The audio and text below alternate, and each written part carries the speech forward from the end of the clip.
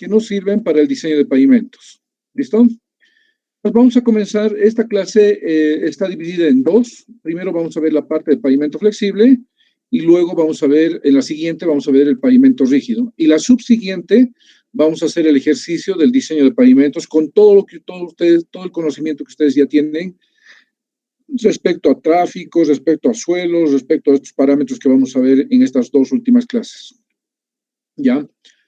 Entonces, el modelo de la ecuación de diseño que ha sido generado en la prueba AASHTO se basa en la pérdida de serviciabilidad durante la vida útil. Eso ya lo sabemos, ¿no? Que a medida que va pasando el tiempo o el pavimento está siendo usado, entonces el pavimento sufre una pérdida de vida útil, ¿no? Perdón, una pérdida de serviciabilidad durante el tiempo de vida útil. Este parámetro representa las bondades, o sea, esta pérdida de serviciabilidad representa las bondades de la superficie de rodadura, ¿no? Por la cual uno circula. En el modelo del diseño de pavimentos de la AASHTO se ha generado esta ecuación, la que ustedes están viendo acá, esta ecuación para hacer el diseño de pavimentos. Es tan sencillo que solo necesitamos esta ecuación para poder hacer el diseño del pavimento. Esta ecuación, ¿ya? En este caso tenemos aquí el BW18, aquí vamos a incorporar lo que es el tráfico, vamos a incorporar datos del suelo de subrasante, como lo ven acá, vamos a incorporar, como el modelo está asociado a la pérdida de serviciabilidad, entonces aquí vamos a tener un delta PCI, que es la serviciabilidad inicial menos la serviciabilidad final. Y finalmente, aquí tenemos parámetros estadísticos que los vamos a definir, vamos a ver cómo se los adopta, pero lo que nosotros tenemos que hacer es despejar esta ecuación y hacer por intentos, por iteraciones, vamos a determinar el número estructural. En algunos lugares lo vamos a encontrar, por si acaso, si no lo he podido cambiar, como SN, que todavía está en inglés. Ya aquí yo le he puesto número estructural, pero es igual a SN, ¿no? Structural number sería en inglés. Bueno, ese número estructural que vamos a determinar, ya sea NE o SN, lo vamos a conocer inicialmente como un todo, como un valor, nos va a dar un valor, no es adimensional, nos va a dar un valor de tal forma que nosotros podamos tener después calcular el espesor de cada una de las capas. O sea, el primer paso que debemos hacer es determinar el número estructural con todos estos datos que ya les he mencionado acá. Bueno, y al final vamos a nosotros determinar los espesores de las capas, de cada una de las capas. Bueno, eso ya lo he mencionado. Tenemos el tráfico, tenemos parámetros estadísticos, que lo vamos a ver, que son desviación estándar normal, la desviación estándar total, la pérdida de serviciabilidad y el módulo resiliente, que es la capacidad portante del suelo de fundación. Y al final lo que nosotros debemos despejar es lo que está en rojo, ¿no? El número estructural. Esa ecuación está en pulgadas, así que nos vamos a limitar a calcular siempre en pulgadas. No quiero complicarlos para que de pronto, no sé, por redondeo, por forma de conversión de unidades, vamos a tener algún error entre medio. Entonces, prefiero que calculen en pulgadas y después ustedes lo convierten a centímetros el resultado. Lo propio en el pavimento rígido. El pavimento rígido tiene una ecuación grande. Me olvidé antes de decir lo siguiente. Vámonos atrás. Vámonos atrás. Nosotros aquí en pavimento flexible, primero determinamos el número estructural. Lo primero que vamos a determinar es esto acá, el número estructural. Es un primer dato. Con eso no quiere decir que ya sabemos los espesores del concreto asfáltico, capa base y capa subbase. Una vez que tenemos el número estructural, después vamos a calcular los espesores. En cambio, en un pavimento rígido, cuando nosotros coloquemos el tráfico acá, vamos a colocar también la pérdida de serviciabilidad que está acá. Y en este caso, a diferencia del pavimento flexible, El resultado de resolver esta ecuación nos va a dar el espesor de la losa. Entonces aquí tenemos, en lugar de módulo resiliente, tenemos lo que es el valor de K, que representa el módulo de capacidad portante del suelo de fundación. Tenemos algunos parámetros asociados, por ejemplo, aquí donde está, no lo veo,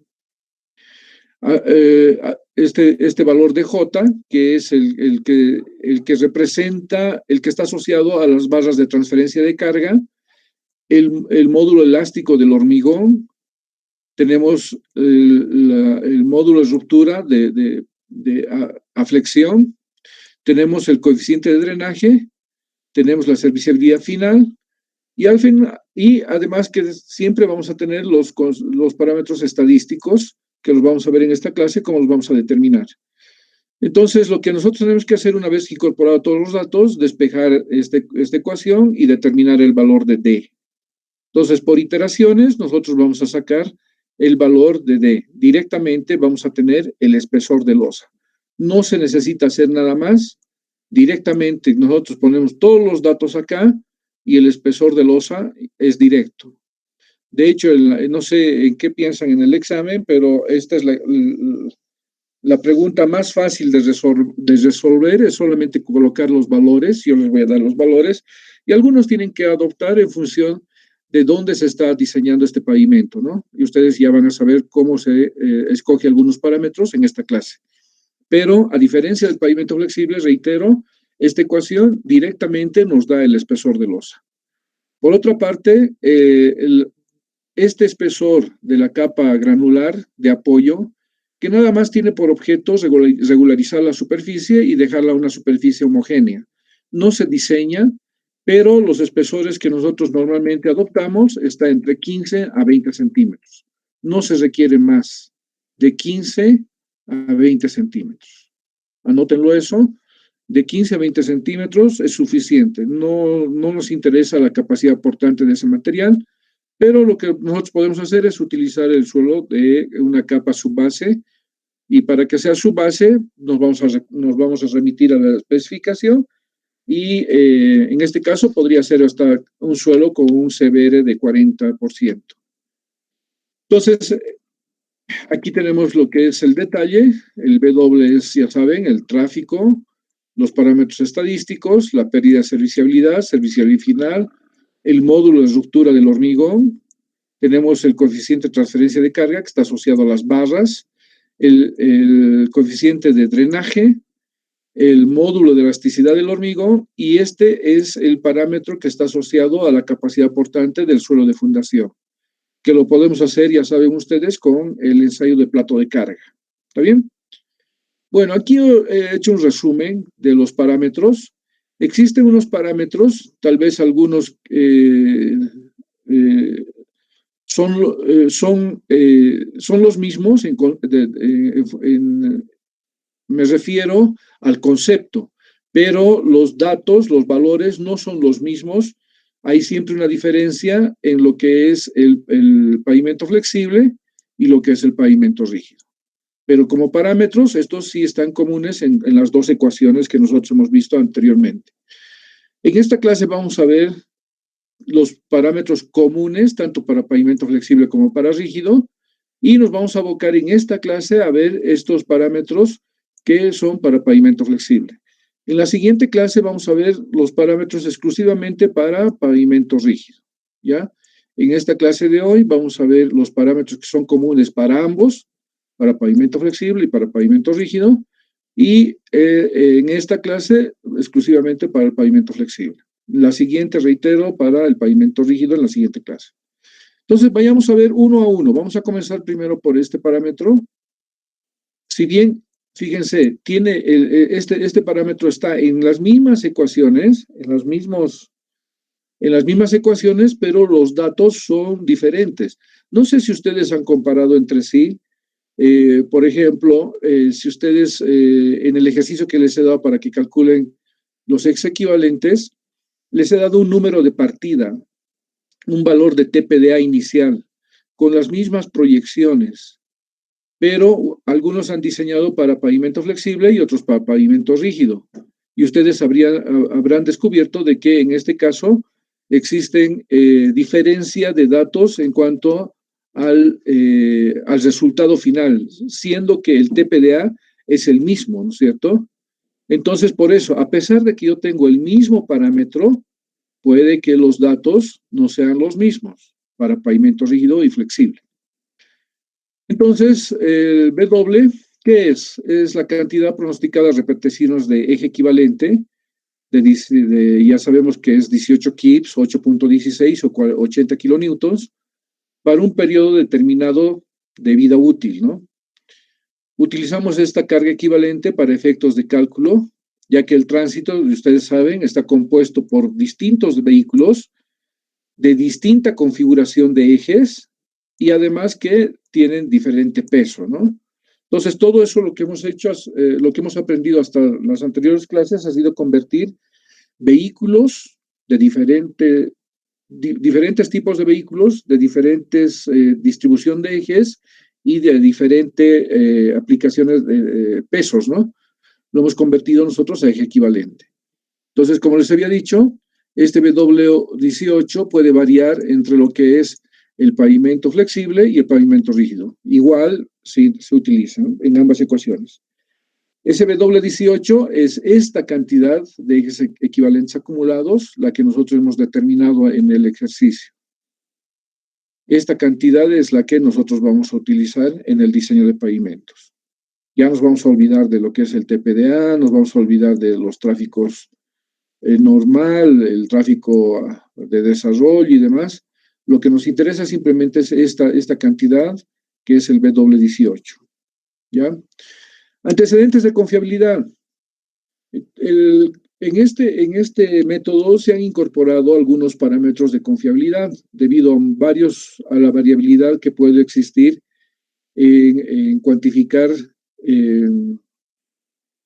qué variabilidad puede haber en cuanto a los materiales que utilizamos, en cuanto a los procesos constructivos, a la supervisión, a las técnicas que se aplican para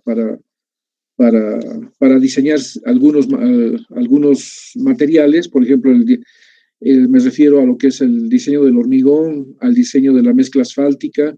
Entonces, hay una cierta variabilidad y eso está asumido en este concepto de confiabilidad. Este concepto de confiabilidad dice que a pesar de que nosotros construimos de la misma forma, pueden tener diferentes comportamientos el material. Entonces es por eso que nosotros, mejor dicho, el método AASHTO ha incorporado este concepto de confiabilidad para ver justamente estas variabilidades que pueden existir. Por ejemplo, yo puedo diseñar aquí en Bolivia, puedo diseñar en Perú, en Chile, en cualquier lugar aplicando el método AASHTO, pero resulta que aplicando este método AASHTO, estoy aplicando al 100% las recomendaciones que dice el método AASHTO. Entonces puede que haya una cierta variabilidad por el hecho de que el que está diseñando acá tiene más conocimiento que el que está diseñando en Perú o está diseñando en Chile o en Brasil. Entonces siempre va a haber una variabilidad de comportamiento, ¿no? A pesar de que yo haya hecho un diseño bajo el mismo método. Lo mismo pasa una vez que ya tengo el diseño, supongamos que el diseño es único, tengo las capas ya definidas y voy a dar a 3 contratistas, vamos a suponer como lo que ha pasado en La Paz Oruro. En La Paz Oruro se ha dividido todo el tramo, los 200 kilómetros, en tres tramos. Tres empresas contratistas han construido ese pavimento. Pero si nosotros vamos ahora, vamos a ver cómo se está comportando este pavimento, siendo que se ha construido con el mismo espesor y se ha construido en el mismo tiempo. Entonces hay un comportamiento del material. ¿Por qué podía haber un comportamiento de deterioro de ese pavimento?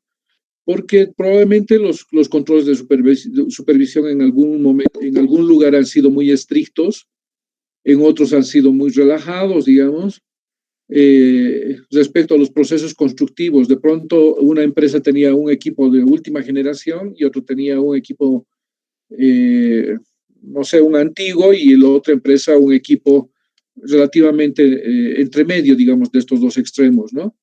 Entonces, Los materiales lo propio. Los materiales no son los mismos que se hayan utilizado en el primer tramo, en el segundo y en el tercero. A pesar de que nosotros hemos tenido un mismo diseño, los comportamientos del pavimento han sido diferentes. Entonces, por eso es que en el método de diseño se incluye este concepto de confiabilidad. ¿Está bien? ¿Qué es la confiabilidad?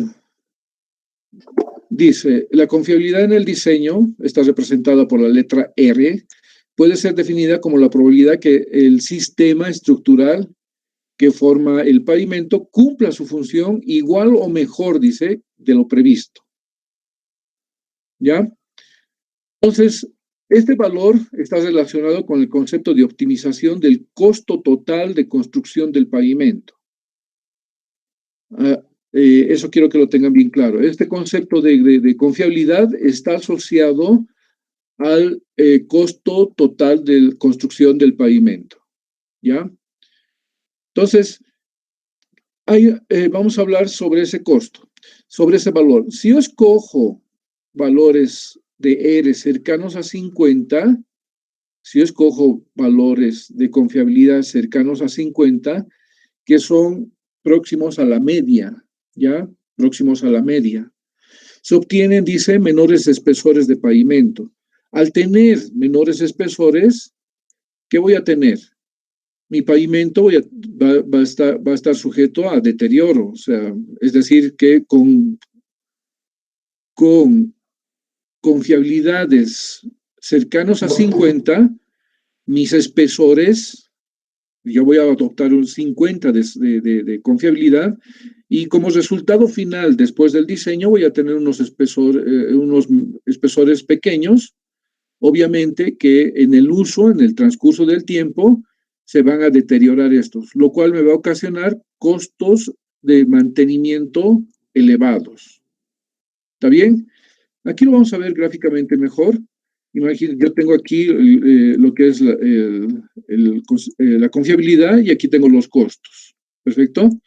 Entonces digo, si yo tengo costos, confiabilidades cercanas a 50, el costo de construcción, si ustedes ven el costo de construcción, voy a tener acá. Y si voy a tener acá bajo, respecto a este eje, entonces voy a tener aquí un pavimento tal vez así, delgado, ¿ya?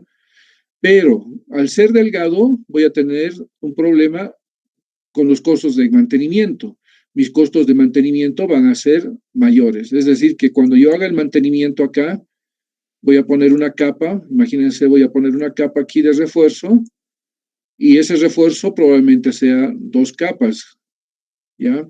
Entonces voy a tener mayor. Entonces, si yo tengo una confiabilidad cercana a 50, voy a tener un costo de construcción inicial bajo, pero a futuro voy a tener un costo de mantenimiento alto. ¿Está bien? ¿Hasta ahí? Si yo escojo un nivel de confianza próximo a la media, o sea, a 50, voy a tener un costo de construcción muy bajo, pero voy a tener costos de mantenimiento alto. ¿Ya? Pero ¿qué pasa si me voy al otro extremo? Si escojo una confiabilidad cercana a 100, ¿qué es lo que voy a tener? Voy a tener costos de construcción, van a ser mayores, pero en compensación, mis costos asociados al mantenimiento del pavimento van a ser bajos. ¿Ya? Entonces, vámonos al gráfico. Esto era cuando nosotros teníamos 50%. Pero ¿qué pasa si nosotros elegimos un nivel de confianza del 100%, o sea, o próximo a 100? Mi costo de construcción en este caso va a ser alto, fíjense, mi costo de construcción va a ser alto, pero en compensación mi costo de mantenimiento va a ser bajo. Entonces yo puedo unir estas líneas, lo que voy a hacer es unir estas líneas, mi costo de construcción, y voy a construir por este lado. Permítame un momentito. Mi costo de construcción voy a uniendo estas líneas, va a ser mi costo de construcción. Entonces, ¿cómo voy a determinar el valor de R? ¿Cómo voy a determinar el valor de R? Haciendo la suma de estos costos de construcción y mantenimiento. Entonces, en este caso, sería esta mi suma, ¿no? Bajaría acá y voy a tener mi costo, mi nivel de confianza óptimo para el diseño. Entonces, me he adelantado, pero yo puedo tener de esta manera, sumando los costos de construcción y de mantenimiento, puedo determinar mi valor de R. ¿Está bien? Es así como se determina ese nivel de confianza. Y han hecho varios estudios en la prueba esto y han determinado algunos valores. Perdón, me he olvidado de aclarar una partecita aquí.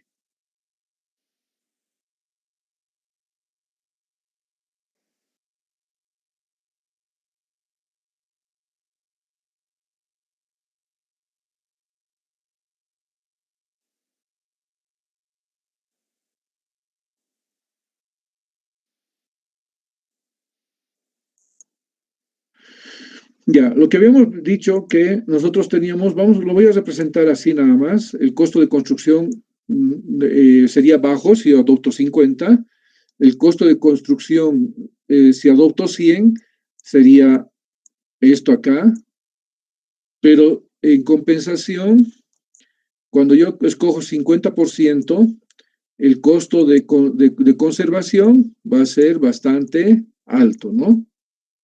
En cambio, en este otro extremo, el costo de construcción, al haber tenido un pavimento ya con capas más gruesas, mi costo de mantenimiento va a ser bajo.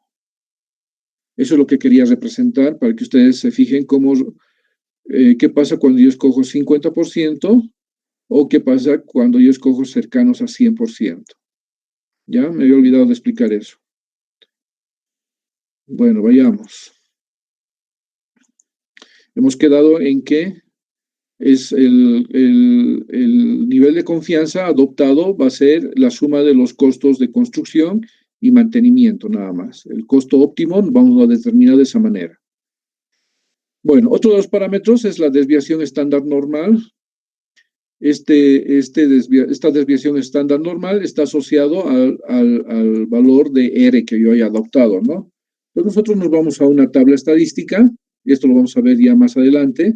Tenemos esta tabla estadística, aquí está el nivel de confianza, tenemos próximos a 50 y próximos a 100. Entonces nosotros, a partir de esta tabla, nosotros podemos determinar el valor de la desviación estándar normal, que sería esta, ¿no? Desviación estándar normal, dependiendo del valor que adopte, voy a adoptar una desviación estándar normal. Dice, esta desviación estándar normal, en conjunto con la desviación estándar total, nos determinan un factor de confiabilidad.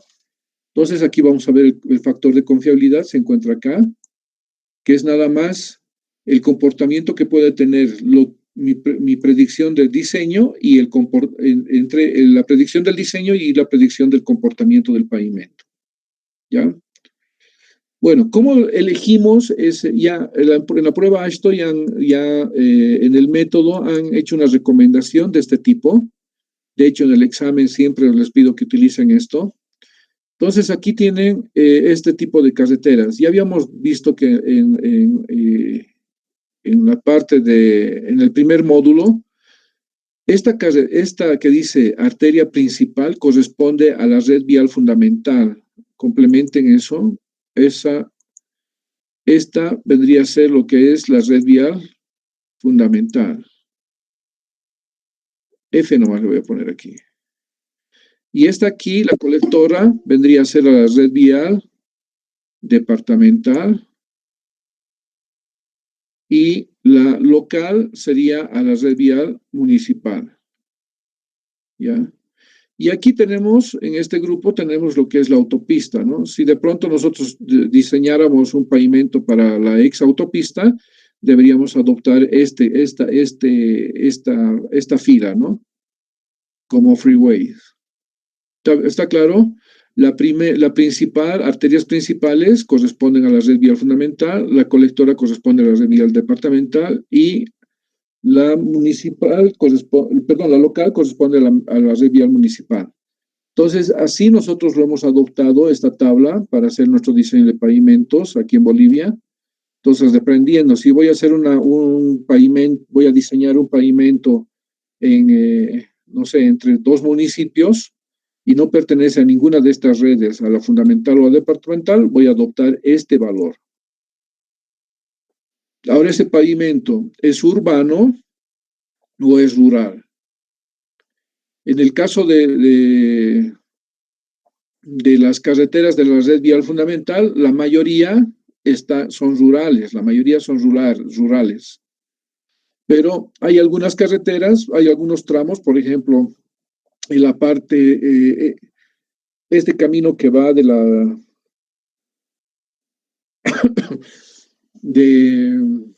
ver, ¿qué camino les puedo decir? El camino que va, digamos, el camino que es de la red vial fundamental es la ex autopista. ¿Está en el área urbana o está en el área rural? En este caso, la ex autopista estaría en el área urbana, ¿ya? Ahora, la Paso Ruro, ¿dónde se encontraría? Corresponde a esta categoría, a la arteria principal. No sería urbana, ¿no? Sería rural. Pero hay un tramito que es urbano, entonces podríamos tomar en cuenta el tramo que es urbano, este valor de nivel de confianza. ¿Está bien? Ahora, si yo voy a diseñar un pavimento en la red vial municipal, de pronto está en el área rural, entonces adopto este valor. ¿Ya?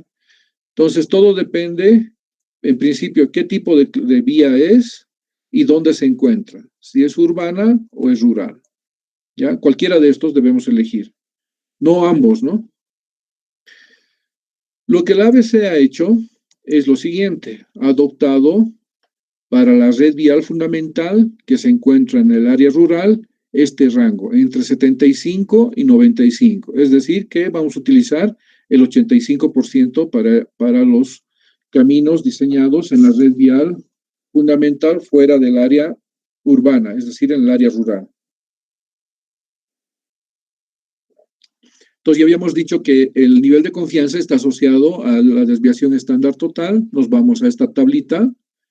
Entonces, lo que hago es adoptar, digamos, este valor 85 y obviamente mi desviación estándar normal va a ser este valor, menos 1.037. Entonces, como habremos visto, aquellos pavimentos donde hay alto tráfico, como en este caso, en una autopista, están próximos al 100%. Es decir, en este caso, cuando diseñemos una autopista, una carretera de alto tráfico, vamos a tener valores cercanos a 100. Es decir, que todos mis espesores de mi estructura del pavimento van a ser de gran espesor, donde debo hacer pequeños mantenimientos. En cambio, en la red vial municipal, que de pronto se encuentra en este rango entre 50 y 80, puedo adoptar el valor intermedio. Entonces voy a tener confiabilidades cercanas a 50, es decir, vamos a tener espesores pequeños, ¿no? Pero no va a haber mucho deterioro en esos espesores pequeños. El costo probablemente no se represente como lo hemos visto en el gráfico. En el gráfico estaba muy exagerado. Tal vez la diferencia sea menor, por el hecho de que en estas carreteras no hay mucho tráfico, ¿no? Bueno, no sé si hasta aquí alguna consulta.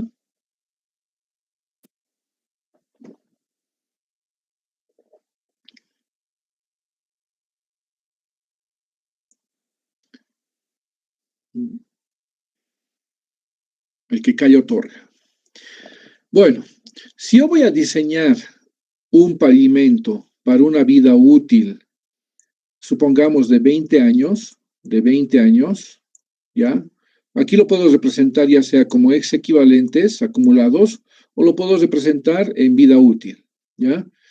Entonces, yo voy a diseñar para 20 años. Esto significa que voy a diseñar para una sola etapa. Por lo tanto, voy a adoptar un valor, si estoy haciendo para 20 años una carretera y estoy haciendo en la red vial fundamental, adopto 85%. ¿Está bien? ¿Ya? Ahora, si yo voy a hacer un diseño en etapas, es decir, yo puedo hacer un diseño, esto solamente vale para pavimento flexible. Yo no puedo hacer un pavimento rígido en etapas.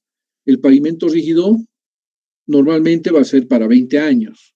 El pavimento flexible también lo puedo hacer para 20 años, ¿ya? Pero el pavimento flexible lo puedo hacer por etapas, así como lo ven aquí. Puedo diseñar para 10 años, por ejemplo, pero en este caso, el nivel de confianza, debo hacer una modificación. Debo hacer la composición de las confiabilidades que se determina de esta manera. Entonces, si yo pongo aquí el 85%, por ejemplo, si una carretera no me ha faltado dinero, por ejemplo, yo no lo puedo hacer para 20 años. Si lo voy a hacer para 20 años, obviamente, probablemente mi pavimento sea muy grande en espesor y eso me requiere hacer grandes inversiones. Pero ustedes saben que normalmente nosotros hacemos que nuestra carretera sea factible a partir de esta relación de beneficio-costo.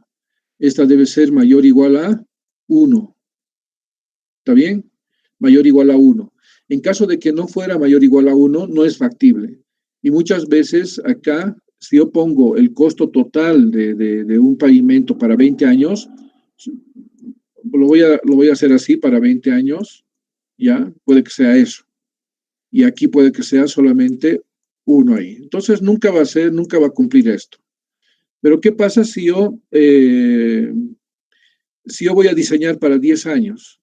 Obviamente que en este caso, de pronto para 10 años, puede que esta relación sí se cumpla, ¿ya? Por el hecho de que es reducido los costos iniciales, ¿no? De inversión. Porque los beneficios van a ser lo mismo. Diseñe para 20 o diseñe para 10, los beneficios van a seguir siendo los mismos. Lo único que voy a cambiar aquí es la vida útil. En este caso, reduciendo la vida útil, puedo reducir también los costos y probablemente recién pueda cumplir esto. Entonces, ahí sí se puede diseñar por etapas. En este caso, yo voy a diseñar, por ejemplo, para 10 años. Entonces, yo pongo aquí 85% de la red fundamental, 85%. Y el N es el número de etapas. El N me representa el número de etapas. En este caso, voy a diseñar en 2 etapas. Por lo tanto, mi valor de N va a ser igual a ¿cuánto? Este valor de N va a ser igual a 2. ¿Ya? ¿Cuánto sería, a ver si alguien tiene una calculadora a la mano, cuánto sería mi nivel de confianza si yo voy a diseñar en 2 etapas? ¿Cuánto sería mi nivel de confianza para la primera etapa? Si fuera una red vial fundamental y estaría adoptando el 85%. ¿Alguien ha calculado? ¿Cuánto sería?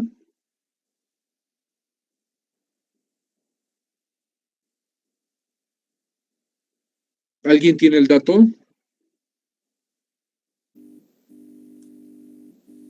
0,92. 0,92, ¿no? ¿Qué quiere decir entonces? Otra vez volviendo atrás, los niveles de confianza cercanos a 100, ¿qué resultado vamos a tener? Vamos a tener espesores grandes acá. Entonces, cuando yo haga el refuerzo del pavimento, o sea, esto representa el refuerzo. Es decir, que cuando ponga el refuerzo, voy a mejorar el nivel de servicio, pero nunca voy a llegar al mismo nivel, ¿no? Siempre voy a llegar a un nivel menor. Entonces, para prolongar la vida útil, voy a necesitar simplemente una capita pequeña. Si yo utilizara el 85% nada más acá para la primera etapa y no haga esta composición de confiabilidades, entonces mis resultados sería así. Mis resultados, si yo utilizara 85 nada más y no haría la composición de confiabilidades, entonces mis resultados sería este acá. Voy a exagerar, esto, ¿ya? 85 es menor que 92. Entonces, este sería sabemos que mis espesores próximos al 50 van a ser espesores menores. Pero, ¿qué va a pasar cuando yo haga al escoger espesores mayores, voy a tener que mis costos de mantenimiento van a ser mayores. Entonces, aquí voy a tener que hacer un refuerzo mayor. Es por eso que debemos tomar en cuenta siempre esa composición de confiabilidades cuando estamos haciendo un diseño en etapas. ¿Está bien? Este entonces sería 92, así sería, este sería 92 y este sería al 85. Y es lógico, ¿no? Lo que necesite acá ya está cargado en estas capas, ¿no? En las capas inferiores, al tomar en cuenta 92% de confiabilidad cuando hago una etapa y posteriormente voy a hacer la etapa que sería la verde, ¿no? Entonces, de esa manera deberían tomar en cuenta cuando hacemos en etapas y cuando hacemos en una sola etapa. Ingeniero, antes de que pase, ¿será que puede volver a repetir, por favor? No te he escuchado muy bien.